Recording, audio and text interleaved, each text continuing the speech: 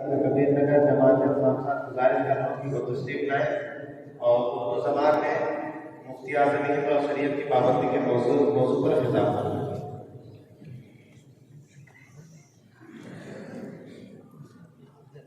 السلام علیکم ورحمۃ اللہ تعالیٰ حمدا کثیرا بعد حمد کثیر صلاۃ جزیلۃ بعد صلاۃ جزیلہ۔ درود شریف پڑھنے اللہم صلی علی سیدنا مولانا محمد وعلی آل سیدنا مولانا محمد وسلم صلوا علیہ صلاۃ و سلام علیہ یا رسول اللہ صلی اللہ تعالی علیہ وسلم۔ محترم حضرات، آج میری گفتگو حضور مفتی اعظم ہند اور شریعت کی پابندی سے شرطیاب ہونے کو ہے۔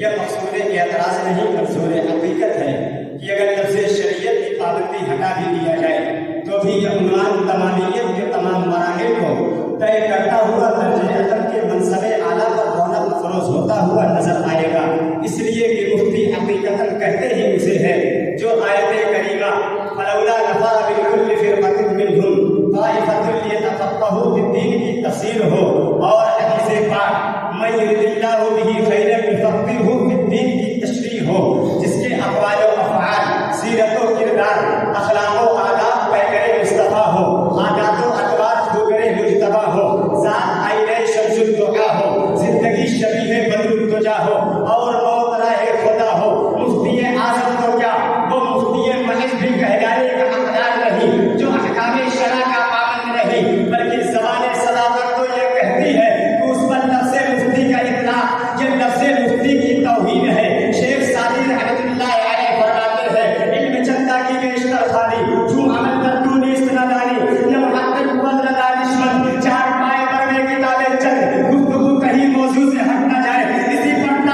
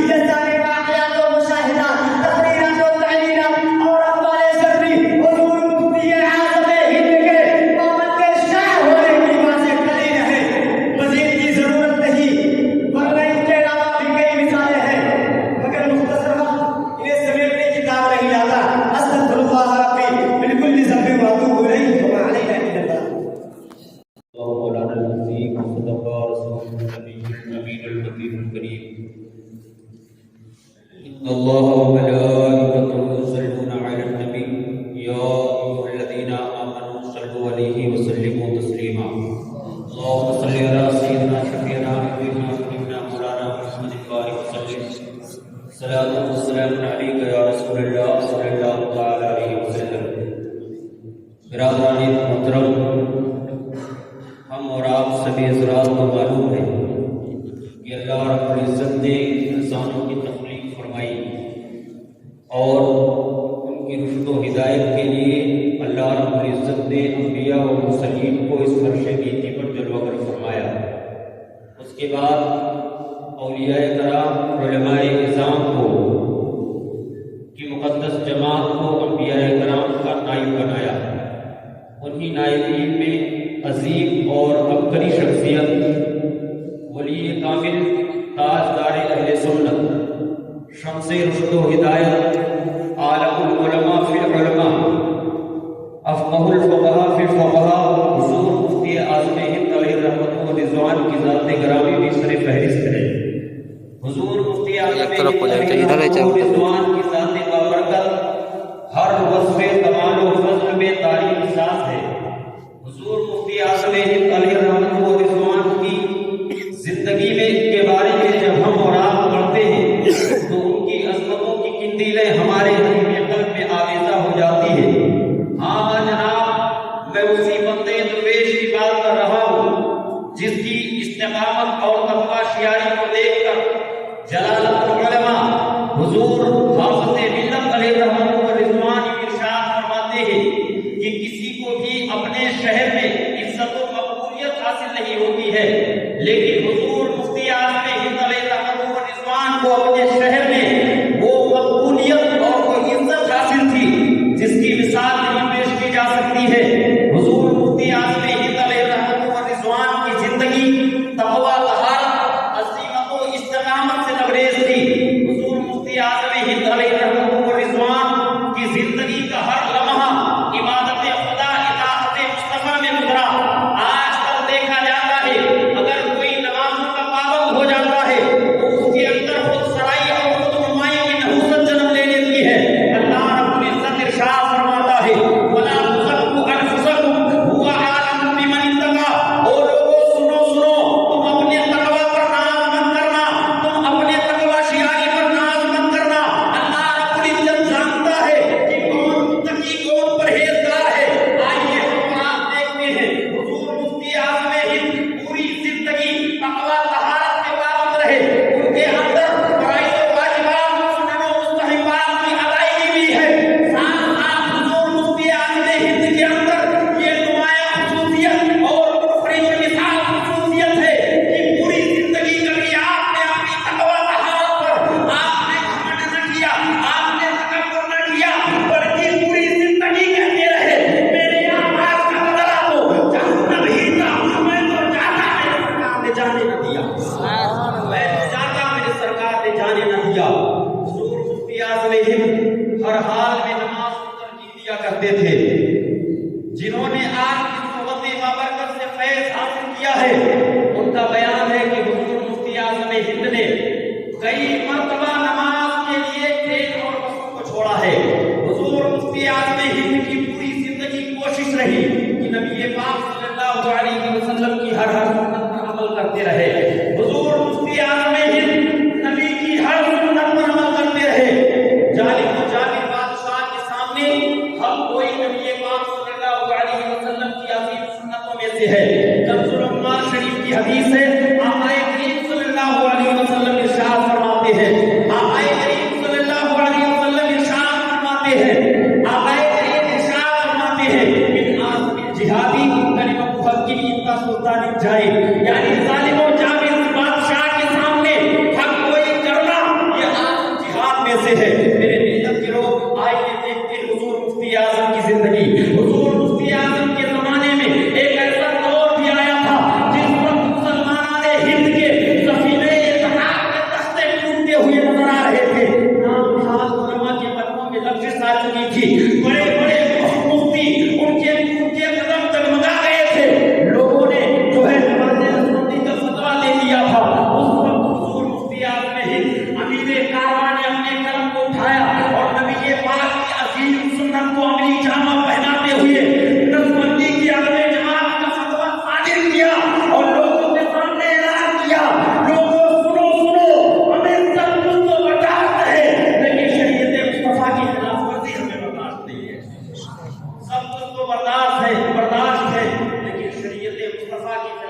کی ہمیں برداشت نہیں ہے. یہ تو اوامر پر عمل کی بات رہی. منہیات سے اجتناب اس طور پر کہ جاتے شریعت سے ذرہ برابر بھی قدم کو پھسل لینا دیا. حضور مفتی اعظم ہند کے نزدیک تصویر کشی حرام ہے. پوری زندگی تصویر کشی سے دور رہے. جنہوں نے آپ کے فیض بابرکت سے جو حضرات مستفیض و مستنیر ہوئے ہیں ان کا بیان ہے. پوری زندگی حضور مفتی اعظم ہند نے بیرون ملک کا دورہ نہیں فرمایا. اس کی سب سے بڑی وجہ اگر کوئی چیز ہے تو فعل حرام کے ارتکاب سے بچنا ہے. حضور مفتی اعظم ہند نے پوری زندگی بیرون ملک کا دورہ اس لیے نہیں فرمایا کہ اس میں تصویر کشی کرنی ہوگی اور فعل حرام کا ارتکاب ہوگا. آپ کے دل میں تمنائیں ہیں, آرزوئیں ہیں, روزے مصطفیٰ پر حاضر ہونے کی ہزاروں آرزوئیں ہیں. حضور مفتی اعظم ہند نے جب سنا کہ جو ہے ہندوستان کی سرزمین پر پاسپورٹ پر فوٹو لگانا شرط قرار دیا گیا ہے, حضور مفتی اعظم ہند نے ارادہ ترک کر دیا. لوگوں نے کہا حضور صرف پاسپورٹ پر فوٹو لگا لے, نبی پاک کی بارگاہ میں حاضر ہونا ہے. حضور مفتی اعظم ہند نے کہا کہ میں ایک نارس عمارت کے لیے مصطفیٰ کے شریعت کی خلاف ورزی نہیں کر سکتا. جب اس تقویٰ کو, اس استقامت کو جب علماء نے دیکھا تو میرے ساتھ جب کہا اٹھے متقی بن کے دکھائے. اس زمانے میں کوئی ایک میرے مفتی اعظم کا تقویٰ چھوڑ کر لہٰذا حضرت کی بارگاہ میں دعا ہے کہ مولا تعالیٰ حضور مفتی اعظم ہند کے نقش قدم پر چلنے کی توفیق عطا فرمائے. گزارش کرتا ہوں کہ وہ تشریف لائے اور اردو زبان کو مفتی اعظم ہند اور شریعت کی پابندی کے موضوع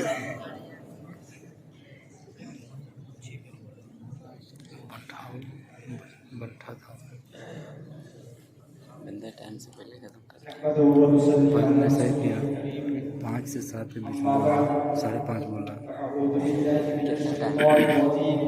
5 سے 7 کے بیچ میں بولا. انما يخشى الله من عباده العلماء. صدق الله العظيم. حضرات, آج میری گفتگو کا عنوان ہے حضور مفتی اعظم ہند اور شریعت کی پابندی.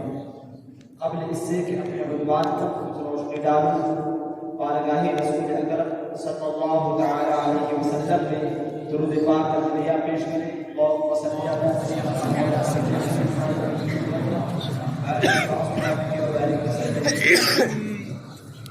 مدت کے بعد ہوتے ہیں پیدا کہیں وہ لوگ, مٹی نہیں ہے دہر سے جن کے نشاں کبھی. حضرات, اللہ رب العزت نے قیامت تک کے انسانوں کے لیے دنیاوی اور اخروی صلاح و فلاح کے لیے اطاعت رسول اور اتباع رسول صلی اللہ تعالی علیہ وسلم کو لازمی اور ضروری قرار دیا ہے. تو ضروری ہے کہ تا قیامت رسول اکرم صلی اللہ تعالی علیہ وسلم کے اقوال و افعال کی حفاظت کی جائے تاکہ امت اس پر عمل پیدا ہو کر دارین کی سعادتوں سے بہرور ہو سکے.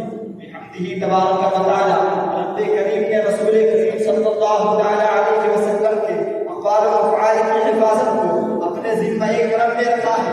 اب قیامت تک نہ تو حضور کے اقوال مٹائے جا سکتے ہیں, نہ افعال فنا کیے جا سکتے ہیں. اقوال کی حفاظت کے لیے ابتداء حافظہ اذہان کا انتخاب فرمایا گیا.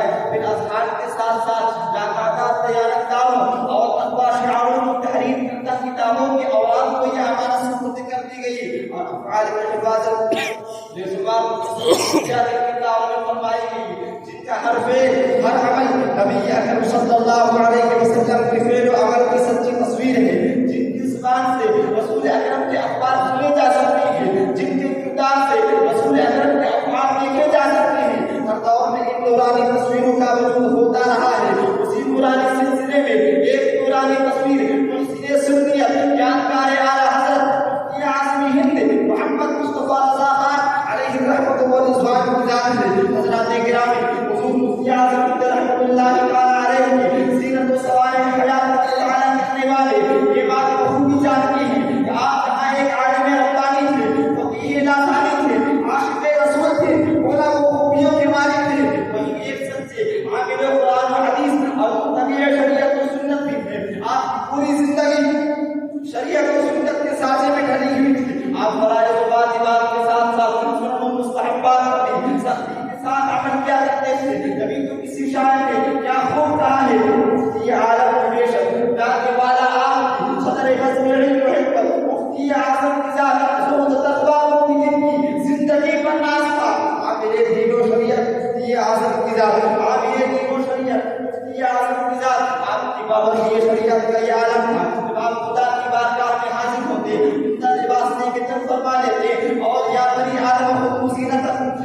کل مسجد پر سختی کے ساتھ عمل کیا کرتے؟ جب آپ خدا کی بارگاہ میں کھڑے ہوتے وضو کا یہ عالم ہوتا کہ پوری نماز میں آپ کے وجود پر ابدیت کی شان اور بندگی کا جمال طاری ہوتا کہ دیکھنے والا دور سے دیکھ کر فیصلہ کر دیتا کہ ایک مومن غالب اپنے مولا کی رضا جوئی کے لیے اپنے وجود کو عز و درباندگی اور حفظ و التماس کے حوالے کر دیا ہو. جب اللہ اپنی عزت فرماتا ہے قوموا للہ قانتین، جب تم اللہ کی بارگاہ میں کھڑے ہو تو ادب کے ساتھ کھڑے ہو. حضرات گرامی، اس وقت جب آپ کی عمر میں سلفوں نے بات کا اضافہ ہو گیا اور چلنے پھرنے آپ کو تکلیف ہوتی، بیٹھے رہنے میں بھی آپ کو تکلیف ہوتی، لیکن جب خدا کی بارگاہ میں کھڑے ہوتے تو اس قدر مستعد، اس قدر چستی کے ساتھ کھڑے ہوتے جیسے کوئی تکلیف ہی نہ ہو، اور پوری نماز قیام و رکوع و سجود کے ساتھ اس طرح ادا کرتے گویا کہ قیام و رکوع و سجود کی ساری مشقتیں خشیت الہی اور خوف ربانی میں تحلیل ہو گئی ہو. اور کیوں نہ ہو؟ کیونکہ اللہ اپنی عزت فرماتا ہے انما یخشى اللہ من عباده العلماء. یہ نماز وانہا لکبیرۃ الا علی الخاشعین، یہ نماز ضرور دشوار گزار ہے مگر جن کا دل خشیت الہی سے لبریز ہو، جن کا سینہ خوف خدا کا گنجینا ہو، ان کے لیے یہی نماز آسان ہو جاتی ہے. یا یوں کہہ لے کہ ساری الفتیں، ساری مشقتیں راحت و آرام سے تبدیل ہو گئی ہو، کیونکہ اللہ کے رسول نے ارشاد فرمایا قرۃ عینی فی الصلاۃ، میری آنکھوں کی ٹھنڈک نماز ہے. حضرات گرامی، رسول اعظم رحمۃ اللہ تعالی علیہ سیرت و سوانح حیات کا جائزہ لیں گے تو یہ معلوم ہوگا کہ آپ مشکل سے مشکل وقت میں بھی فرائض واجبات تو دور کی بات ہے مستحبات کو بھی ترک نہ فرماتے تھے. آپ کی زندگی کو ان کی حیات طیبہ کو اپنے چشم دید سے مشاہدہ فرمانے والوں میں ایک نام حضرت بحر عبد المنان عاصمی رحمۃ اللہ تعالی علیہ کا ہے. وہ فرماتے ہیں کہ میں نے دیکھا حضور مفتی اعظم ہند رحمۃ اللہ تعالی علیہ مسجد تشریف لے گئے نماز باجماعت کے لیے، تو خادم نے اسی جگہ جہاں وضو کے لیے نل لگا ہوا تھا آدھا لوٹا پانی رکھ دیا. میں لوگوں سے پوچھا آخر کیا وجہ ہے کہ نل لگے ہونے کے باوجود حضرت لوٹے سے وضو فرما رہے ہیں؟ اور معلوم ہوا کہ نل سے وضو کرنے سے پانی زیادہ خرچ ہوتا ہے. اور پھر آپ نے پوچھا کہ آدھا لوٹا ہی پانی کیوں رکھا گیا؟ تو معلوم ہوا کہ آپ کو شرفوں اللہ کی وجہ سے ایک لوٹا پانی بھی آپ سے نہیں اٹھ پاتا. پھر آپ نے پوچھا کہ ایسے وقت میں کوئی اور وضو کرا لیتا، تو معلوم ہوا کہ وضو خود سے کرنا مستحب ہے. گویا ایسے وقت میں بھی آپ نے دوسرے کی مدد لے کر خلاف استقبال وضو کرنا بھی کا واجبہ کیا. حضرات گرامی، اس طرح حضور مفتی اعظم ہند رحمۃ اللہ تعالی علیہ کی زندگی کے اس حصے پر نظر ڈالی جائے وہ حصہ قرآن و سنت کے آئے مطابق کو نظر آتا ہے. ہمارے جماعت ثانیہ گزارش کرنا کہ تشریف لائیں اور اردو زبان اور امتیاز ہند اور شریعت کی پابندی کے موضوع پر خطاب. ٹائم کے فیس کر اس کو زیادہ منٹ ملتے ہیں، ٹائم کے اندر لے لیجیے 6 منٹ سے رہتا ہے.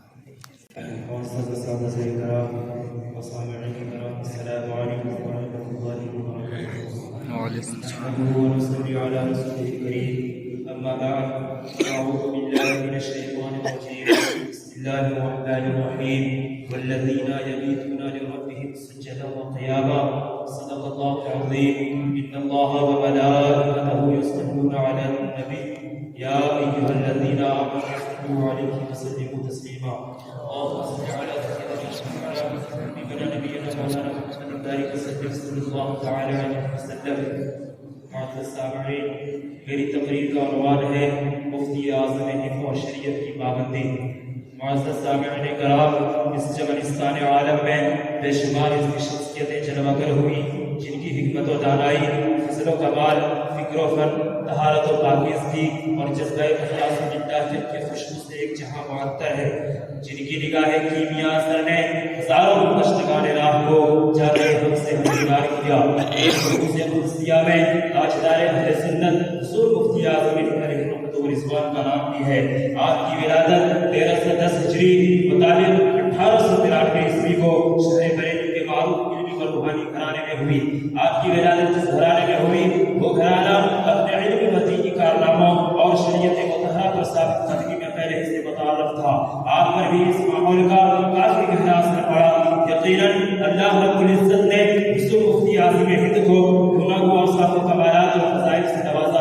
خشیت ربانی اور اتباع شریعت میں اپنی مثال آپ تھے. شریعت و طریقت کے مشعول بحیر اور حسین سنگم تھے. تقویٰ اور شریعت کی پاسداری آپ کی فطرت تھی. آپ کے اعمال و اوصاف سنت نبوی کی چلتی پھرتی تصویر تھی. آپ اخلاص و وفا کی ایک شمع، زہد و تقویٰ، ایمان و انقاد اور صداقت و دیانت کے پیکر جلیل تھے. سنت نبوی کی نصرت و حمایت اور بدعت کے استحصال و مخالفت میں ہمیشہ مصروف رہتے تھے. آپ نے اپنے عہد میں باطل پرست تنظیموں اور جماعتوں کا انسداد فرما کر احقاق حق و انکار باطل کا عظیم فریضہ انجام دیا. معزز سامعین، ولایت و بزرگی کی پہچان یہ ہے کہ آپ کی شریعت مطہرہ کا پابند ہو. مفتی اعظم ہند علیہ الرحمہ کی زندگی کو جب اس زاویے سے ہم دیکھتے ہیں تو آپ کی پوری زندگی شریعت طاہرہ کی پابندی میں گزرتی نظر آتی ہے. وہ بھی اس شان سے کہ اگر کسی کو یہ معلوم کرنا ہو کہ یہ مسئلہ شریعت میں جائز ہے یا ناجائز تو آپ کے سامنے پہنچ کر آپ کے شب و روز کے معاملات کو دیکھ لیتا اور یہ فیصلہ کر لیتا کہ یقیناً یہی سرکار دو عالم کی سنت اور یہی اصول شریعت ہے. فرائض و واجبات کے علاوہ سنن و نوافل اور مستحبات پر پوری زندگی سختی سے عمل کرتے رہے. بلا شبہ آپ کی زندگی کا ہر لمحہ اتباع شریعت کے بسر ہوتا تھا. آپ نے خود شریعت کے خلاف نہ کوئی کام کیا، نہ ہی کسی کو کرتے ہوئے دیکھنا گوارا کیا. آپ نے اپنی زندگی میں ہمیشہ رخصت کے بجائے عزیمت پر عمل کیا. نامساعد حالات میں بھی آپ نے سختی سے شریعت کی پابندی کی. آپ کے عہد مبارک میں مختلف فتنوں نے جنم لیا. آپ نے ہر ایک فتنے کو ثابت قدمی کا مظاہرہ کرتے ہوئے جڑ سے اکھاڑ پھینکا، چاہے وہ شفیع تحریک ہو یا نسبندی کا وہ طوفان جو آپ کی زندگی کے آخری دور میں ظاہر ہوا. لیکن آپ شریعت و طریقت کا پیکر اور استقامت کی دین کا جبل عظیم بن کر حوادث زمانہ کا خطہ پیشانی کے ساتھ مقابلہ کرتے رہے اور کہیں بھی شریعت مطہرہ سے آپ کے قدم پیچھے نہیں ہٹے، بلکہ ہر وقت آپ شریعت مصطفیٰ پر ثابت قدم رہے. مفتی اعظم ہند کی تقویٰ اور شریعت کی پاسداری کا عالم یہ تھا کہ جس چیز کو شریعت مصطفیٰ کی روشنی میں ناجائز سمجھا، زندگی بھر آپ نے اس سے اجتناب فرمایا. آپ کی سیرت نگاروں نے لکھا ہے کہ مفتی اعظم ہند کی اتباع شریعت کا اس سے بڑا اور کیا ثبوت ہوگا کہ آپ نے اپنی پاکیزہ حیات میں کبھی غیر محرم عورت کی طرف نظر اٹھا کر نہ دیکھا. مختصر یہ کہ مفتی اعظم ہند علیہ الرحمہ جہاں کشور ولایت کے تاجدار تھے وہی شریعت و طریقت کے تابعدار ہیں. یقیناً حضور مفتی اعظم ہند علیہ الرحمہ کی پوری زندگی شریعت مطہرہ سے معمور اور لبریز تھی. آپ نے اپنی پوری زندگی اللہ و رسول کی نافرمانی سے اپنے دامن کو بیداغ رکھ کر اتباع شریعت اور استقامت علی اطاعت کی ایسی تاریخی مثال قائم کی جس کی گواہی زمانے نگاروں سے لے کر مشائخ تک، عرب سے لے کر عجم تک سب نے دی. یقیناً آپ کی پوری زندگی شریعت طاہرہ سے معمور تھی اور یہی جلوہ سامانیوں کے ساتھ آپ سن 1402 ہجری مطابق 1981 عیسوی کو اس دار فانی سے دار بقا کی طرف کوچ کر گئے. آپ کی پوری زندگی کا مطالعہ کرنے کے بعد زبان پہ یہی صدا جاری ہوتی ہے، بتا زندگی جس سے ڈھونڈا دی جان رحمت پر، خدا کی رحمتوں کے پھول برسے ان کے تربت پر. ہمارے السلام علیکم.